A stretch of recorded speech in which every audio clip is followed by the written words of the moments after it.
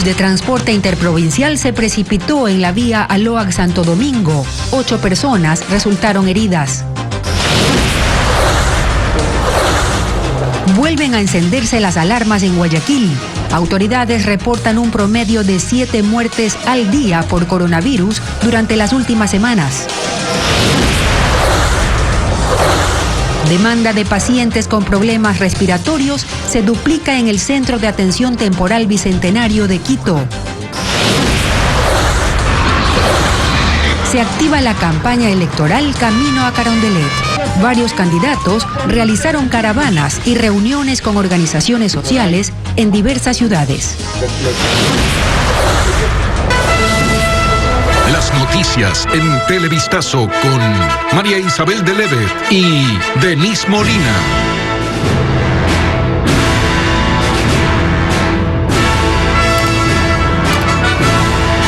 ¿Qué tal? Muy buenas tardes. Comenzamos la información aquí en Televistazo. Bienvenidos. 8 personas resultaron heridas después que un bus de transporte interprovincial cayera a un barranco en la vía Loac-Santo Domingo. Hola, María Isabel. ¿Qué tal, Denise y amigos? Buenas tardes. El Cuerpo de Bomberos del Cantón Mejía atendió la emergencia, mientras que el conductor del vehículo siniestrado huyó del lugar.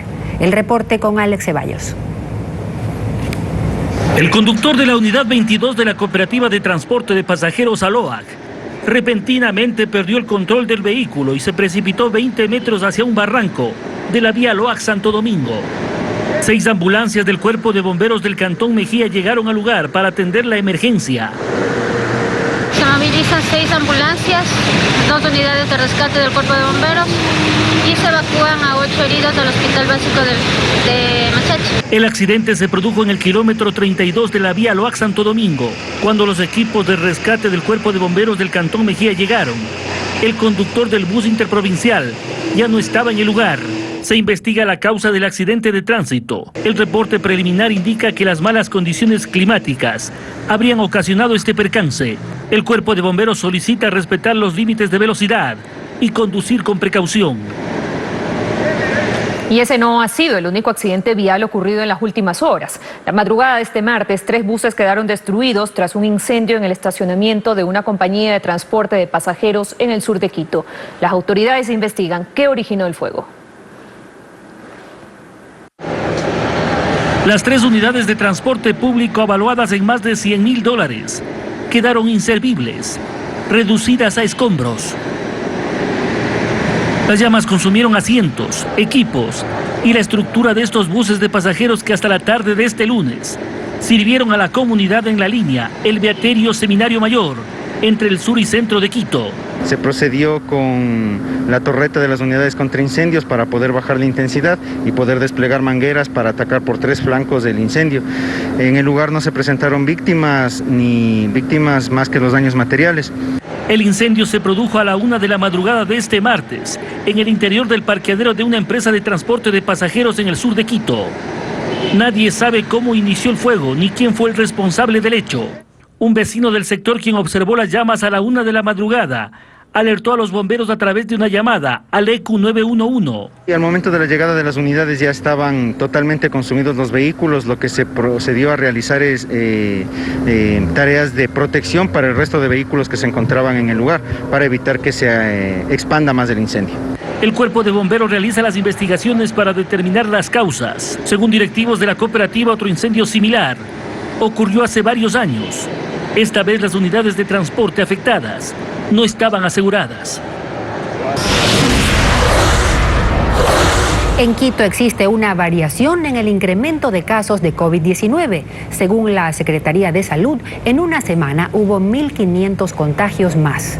Andrea Báez visitó el Centro Temporal Bicentenario, donde además del aumento en la demanda de atención, hay problemas para derivar a los pacientes más críticos. Estefanía nos cuenta que salió de compras antes de Navidad con su hermana. Festejó en familia la Nochebuena y el fin de año.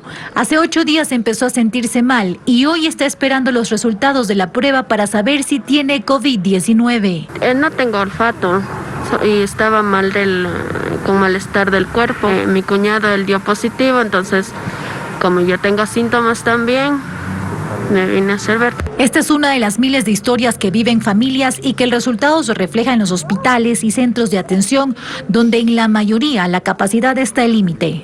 Paul Carrasco, director del Centro Temporal Bicentenario, asegura que existe una variación en el incremento de casos que requieren atención.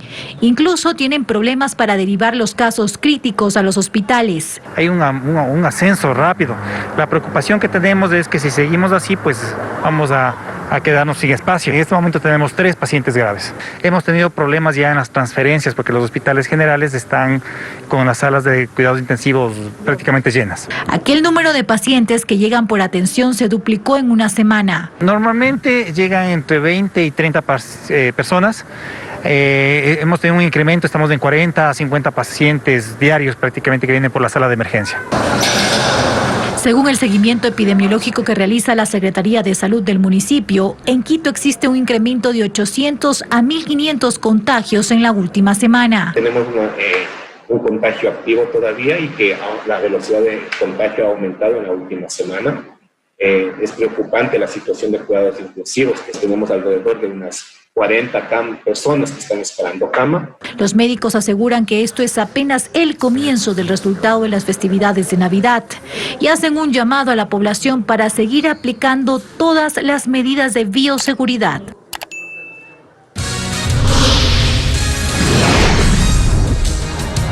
Vamos a la pausa y al regresar, Hospital de Lucha contra el Cáncer Solca se blinda por aumento de casos de coronavirus entre médicos y pacientes.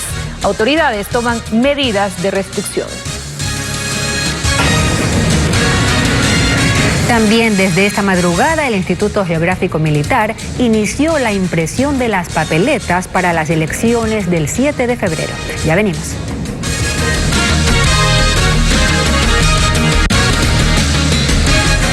Seguimos informando. En las últimas semanas, el promedio de fallecidos por COVID-19 en Guayaquil es de 7 personas por día.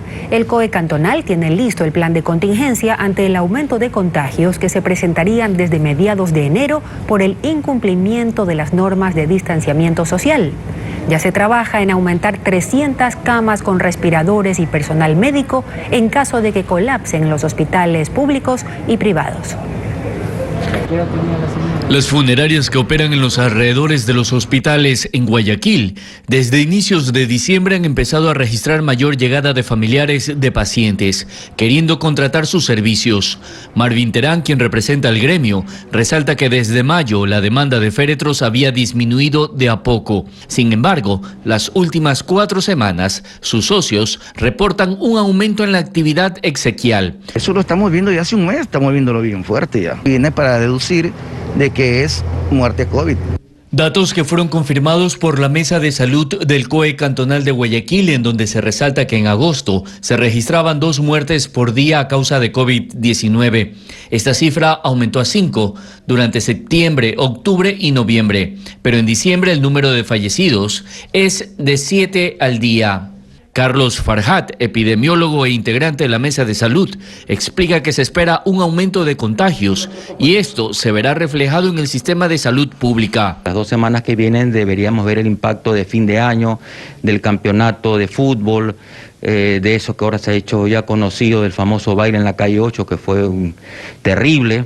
Entonces las consecuencias de esos eventos los vamos a ver en las siguientes semanas y nos estamos preparando para eso. Por lo que ya han implementado los protocolos sanitarios. Uno de ellos es crear espacios para atender a los pacientes en caso de un eventual colapso de hospitales públicos y privados, como el escenario registrado en marzo pasado. Estamos evaluando los recursos humanos, técnicos y de insumos médicos que tenemos para poder enfrentar, en el caso de que un aumento de casos, como lo estamos esperando, sea visible en los próximos días.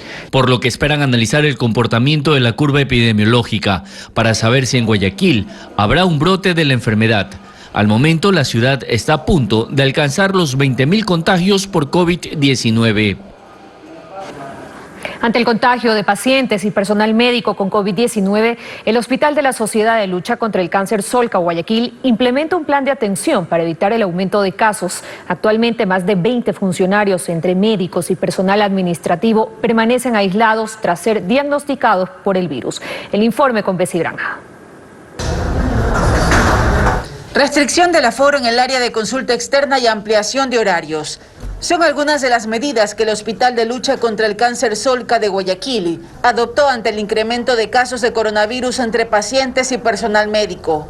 Según Guido Panchana, director médico de Solca, durante los controles que el hospital realizó entre Navidad y fin de año, detectaron más de 30 casos diarios de COVID-19 entre pacientes y personal médico, una cifra que los puso en alerta. Y no ocasionar u ofrecer a nuestros pacientes el riesgo de contagiarse en el inicio de un tratamiento. Ellos ya tienen por sí una enfermedad muy grave que soportar, tratamientos rigurosos, y si se nos contagia, pues se nos va a crear muchos más problemas al paciente y a nosotros. Según el vocero de Solca, desde julio en el área de consulta externa se atienden a diario 600 pacientes.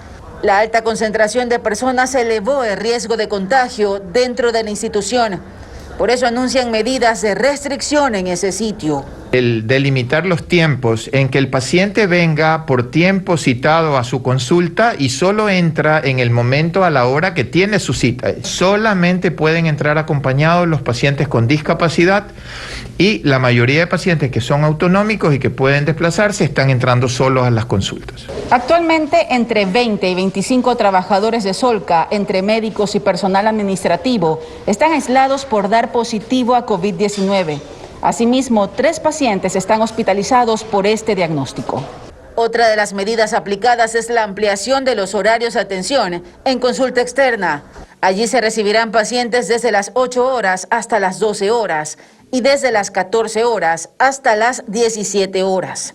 Así se espera contener el aumento de casos de COVID-19 en ese hospital y no comprometer la salud de los pacientes con cáncer. Más de la mitad de la población económicamente activa del Ecuador se encuentra trabajando en la informalidad, según datos del Ministerio del Trabajo. Carla Delgado recogió algunos testimonios de quienes buscan un sustento trabajando en las calles. Encontrar trabajadores informales no es una tarea complicada, más ahora en época de pandemia. Gilberto es uno de ellos. Dice que antes laboraba en el sector de la construcción, pero la falta de fuentes de empleo le obligó a buscar una forma de subsistencia. ¿Es duro trabajar en la calle? Sí, es bien duro, pero toca seguir adelante, no queda más. Asegura que al final del mes no alcanza a completar un sueldo básico. Sin embargo, le permite educar a sus 2 hijos. Yuri también trabaja en la informalidad. Vende empanadas en el día y por la tarde estudia. Porque hoy en día también si uno no es estudiado no hay nada de trabajo. Y eso es muy difícil y más con esto de la pandemia no se encuentra en ningún lado. La mitad de la población económicamente activa del Ecuador trabaja en la informalidad. Eso quiere decir más de 3.900.000 personas. La viceministra del Trabajo, Shairan Moreno, dice que el problema se agudizó con la emergencia sanitaria. Desde el 1 de enero del 2020 al 31 de diciembre existieron 762.988 actas de finiquito. De estas, 591.542 actos de finiquito fueron durante la pandemia. Asegura que esta cartera de Estado ha pensado en varias estrategias que permitan aumentar las cifras del trabajo adecuado o empleo estable. Las mujeres son mucho más afectadas que los hombres, entonces él está apoyando una iniciativa que es la ley de economía violeta. Primero, crear nuevas plazas de trabajo para mujeres, evidenciar que las mujeres no costamos más que los hombres. Las ciudades que más concentran empleo informal en el país son Quito, Guayaquil, Cuenca y Machala.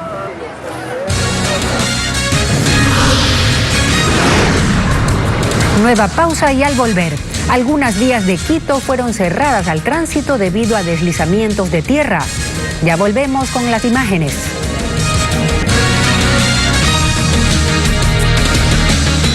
Continuamos. Desde esta madrugada, el Instituto Geográfico Militar inició la impresión de las papeletas para los comicios del 7 de febrero. Además, las Fuerzas Armadas alistan un protocolo especial para la custodia del material electoral y su participación en la seguridad durante el proceso electoral. Hoy el presidente Moreno se reunió con el alto mando militar, donde estuvo Paul Romero, y nos tiene un informe. Este martes, la cúpula de las Fuerzas Armadas se reunió aquí en el Palacio de Carondelet con el presidente de la República, Lenín Moreno. Estuvo el ministro de Defensa, Osvaldo Carrín, el jefe del Comando Conjunto, Luis Lara, así como los nuevos comandantes de la Fuerza Aérea, del Ejército y también de la Marina. La reunión duró aproximadamente 45 minutos. Una vez que finalizó, el jefe del Comando Conjunto, Luis Lara, habló respecto a la impresión de las papeletas electorales. En este caso, que lo realiza el Instituto Geográfico Militar. Escuchemos. Hoy a las 5 de la mañana empezó la impresión de las papeletas presidenciales en el Instituto Geográfico Militar.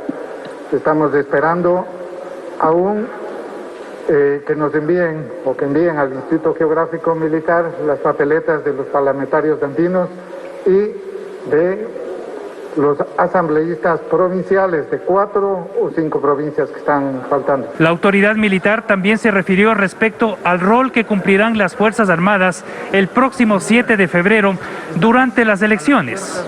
Garantizarán la seguridad en todo lo que es la infraestructura que se emplee dentro del proceso electoral, el transporte del material electoral, esto es desde el IGM hasta la unidad donde se integrarán.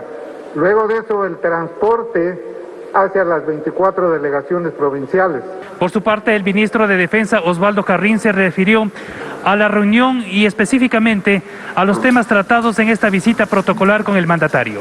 Sobre todo para que las decisiones políticas sean siempre en beneficio de la prosperidad y del bienestar de la nación ecuatoriana. Las Fuerzas Armadas, como hemos manifestado en el día de hoy, lo que queremos es, a más del saludo, ratificar la política de defensa nacional, que no es otra cosa sino determinar claramente la vocación de servicio a la nación ecuatoriana que tienen las Fuerzas Armadas. En este sentido, la soberanía nacional y la protección de la población son los aspectos fundamentales. Dentro de los temas de seguridad, el ministro informó que el próximo domingo se inaugurará el Centro de Control Fronterizo. Este acuerdo binacional suscrito entre Ecuador y Colombia para mejorar la zona de frontera, específicamente en el sector de Mataje, provincia de Esmeraldas y el departamento de Nariño.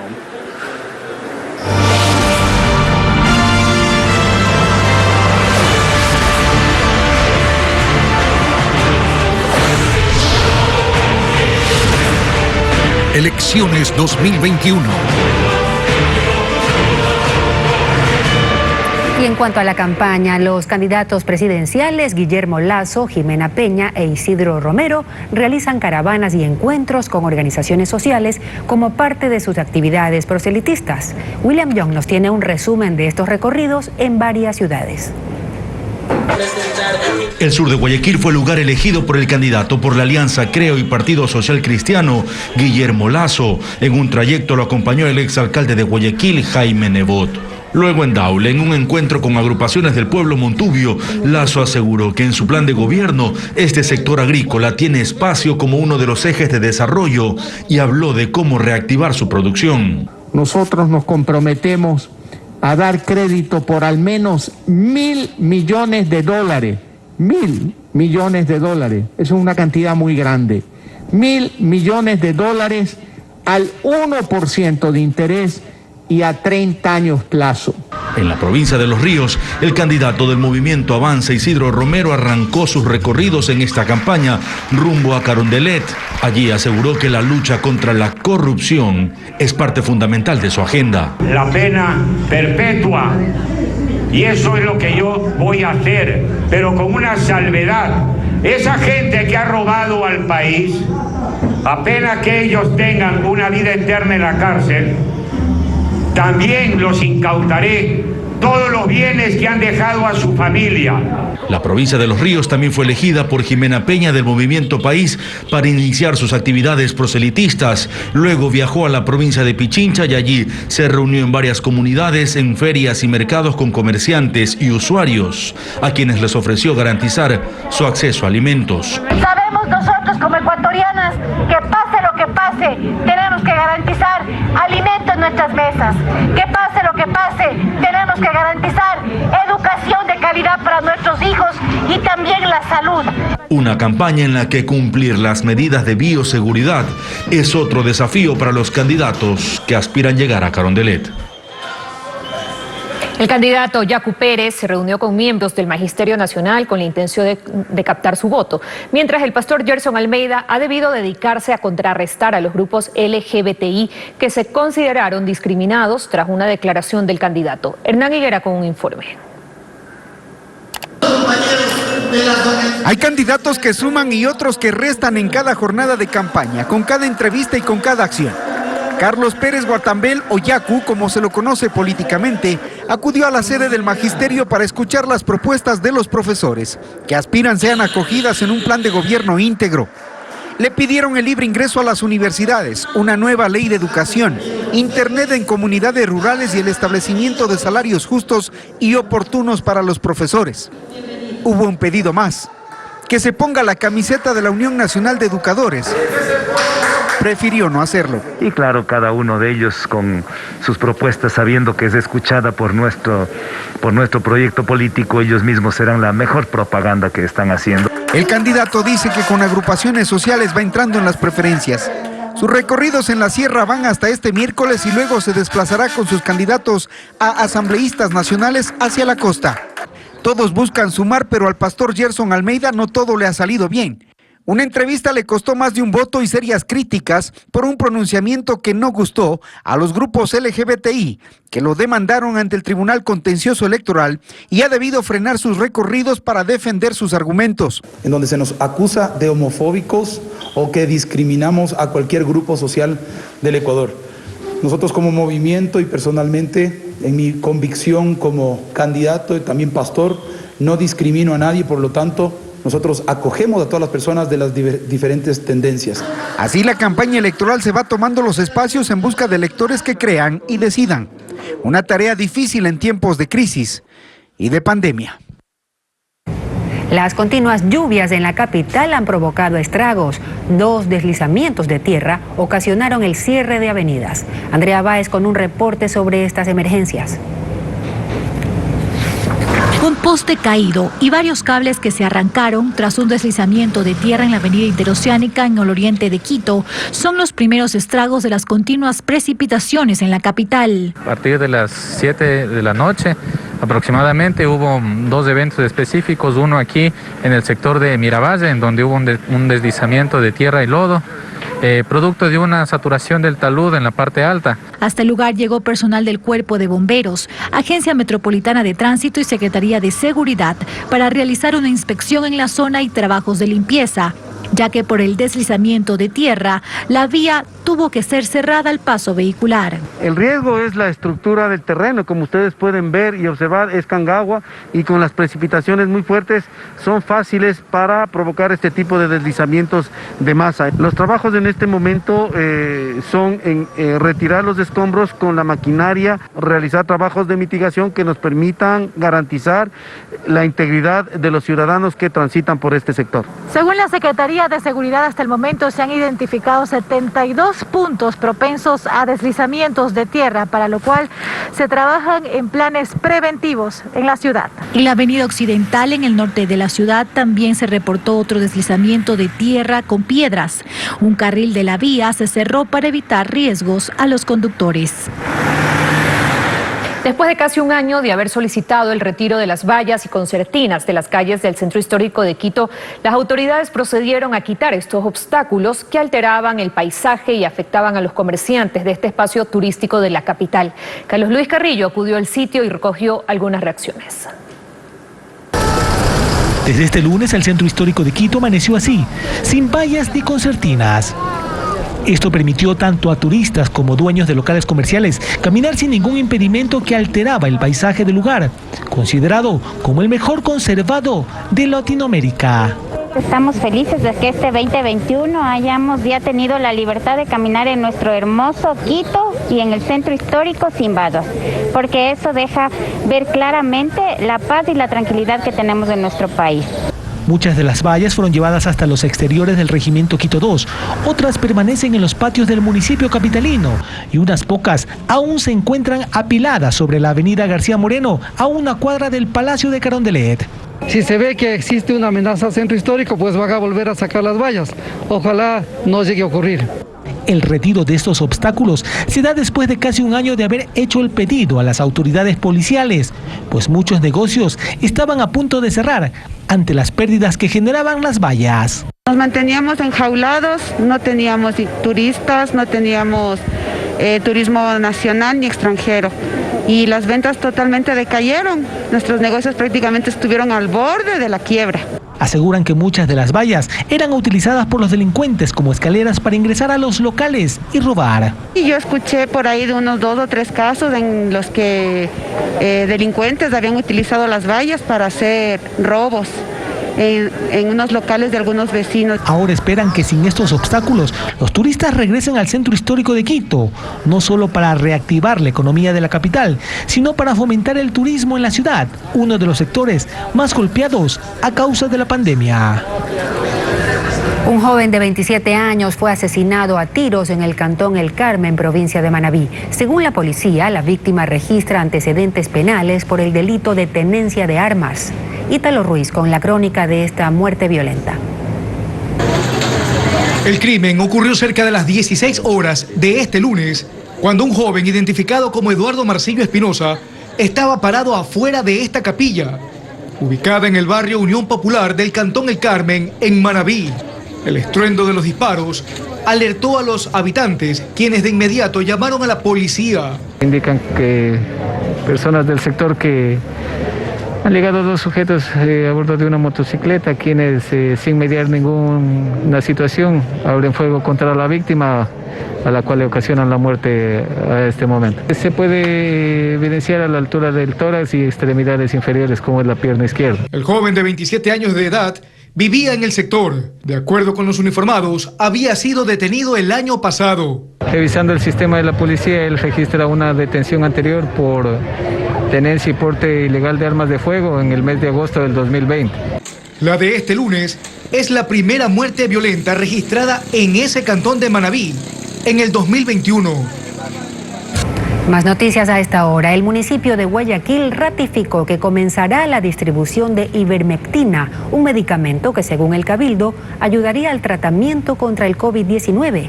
Sin embargo, investigadores médicos y farmacológicos advierten que dicho fármaco no tiene evidencia científica para combatir al coronavirus. José Carlos Alvarado con las reacciones.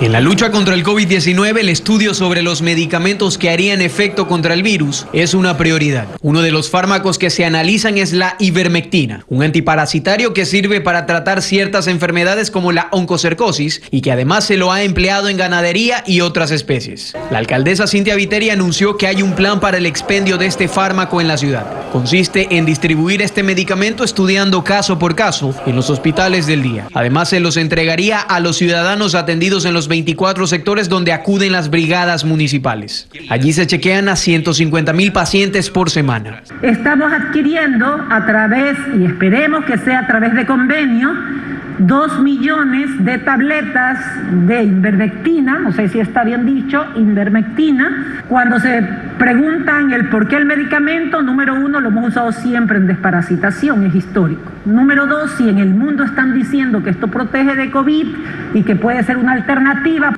Y la tercera es que si no pasa esto, sencillamente todo el mundo estará desparasitado en la ciudad de Guayaquil. Sin embargo, Mónica Tarapuez, especialista farmacológica, detalla que el medicamento no sería el ideal para un uso masivo, porque hay otros tipos de parásitos que son más frecuentes en los ecuatorianos. Y de hecho la epidemiología nos habla de esto, son la ameba, la yardia, que en realidad la ivermectina no va contra ese tipo de parásitos. El ministro de Salud, Juan Carlos Ceballos, también se ha referido a que no se ha autorizado para combatir el coronavirus. Hay varios estudios experimentales que están en uso, que están en juego y que probablemente para finales de enero vamos a tener en realidad la respuesta. Por su parte, el médico Rodrigo Enríquez llama a la prudencia. Añade que aún no se determina la efectividad de las pruebas que se realizan para tratar el COVID-19.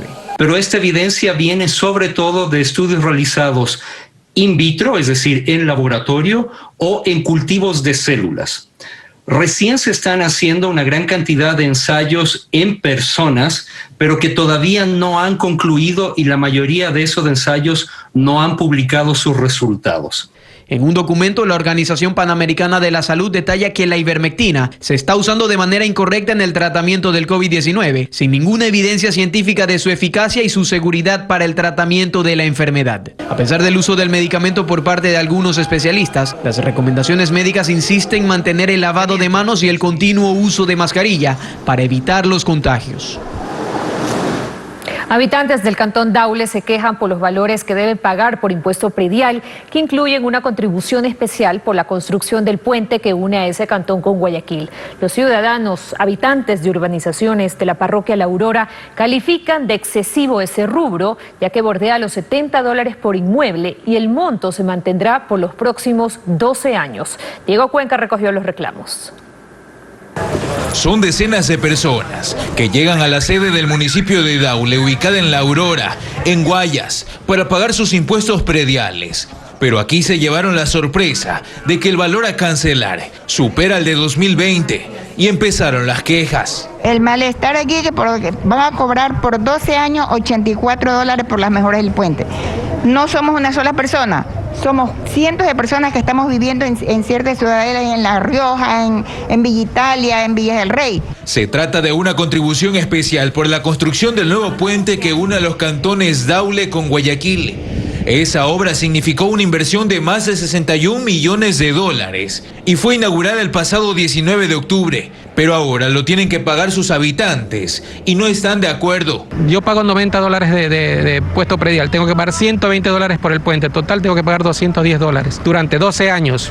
Pero nos cobran $76 de más por un puente que ni siquiera lo utilizamos nosotros. El rubro varía según el avalúo del inmueble. Por ejemplo, Magdalena Quinche tiene un terreno valorado en casi $1 millón. Pero este año me están subiendo demasiado. ¿Cuánto tiene que pagar? 2.000 y picos, entonces no es justo. Por el puente dice que yo tengo que pagar 1.337 por lo que hicieron la obra del puente. El alcalde Wilson Cañizares acudió al sitio y recibió los reclamos. Él asegura que el rubro debería ser mayor, pero lo bajaron a través de una reforma a la ordenanza municipal. No estamos subiendo impuesto predial, el impuesto predial es el mismo, lo que se aumenta es la contribución por mejora. Va a ser por 12 años. Pero fijo. Fijos, exactamente. O sea que el próximo año tendrán que pagar lo mismo y por 12 años tendrán que pagar lo mismo. En total hay 45.000 predios registrados en la parroquia de La Aurora, cuyos propietarios deberán pagar esa contribución especial durante los próximos 12 años. Bien, con esto estamos despidiendo este espacio informativo. Más noticias en Televistazo a las 19 horas, Marisabel. Así es, Denise, a seguirse cuidando de forma responsable. Más noticias a las 19 horas, los esperamos. Gracias y buenas tardes.